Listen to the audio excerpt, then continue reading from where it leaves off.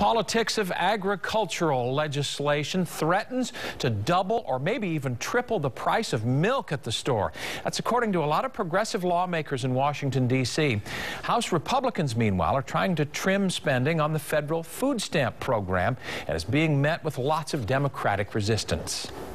If Congress is unable to agree on a new farm bill, the president of the Oregon Farm Bureau says that there's a possibility that subsidies for certain commodities such as milk could drop back to levels of the 1949 Farm Bill. Not quite sure how that translates into gallons, but I've heard figures range between $4 and $7 a gallon if we revert back to the 1949 Farm Bill. Barry Bashoo, the president of the Oregon Farm Bureau, says $7 for a gallon of milk might make dairy farmers and their feed suppliers happy in the short run.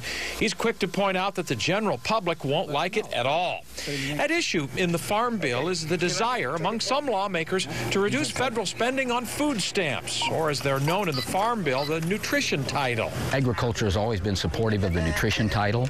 The nutrition title is clearly the most expensive part of the Farm Bill. Like I say, it's 75% of the dollar, so 7 out of every $10 in the Farm Bill is spent on folks who need the support. Oregon Senator Jeff Merkley acknowledges the cost of the food stamp program has gone up, but he says it's because the economy's not producing the well-paying jobs that it used to, and more people need the help these days. The reason costs food stamps are going up because people are unemployed or underemployed, and that is that's a challenge for us in the overall economy, where we should be doing a lot to create living wage jobs. But certainly what we shouldn't be doing is dismantling the food stamp program. About 240 different commodities are grown in Oregon.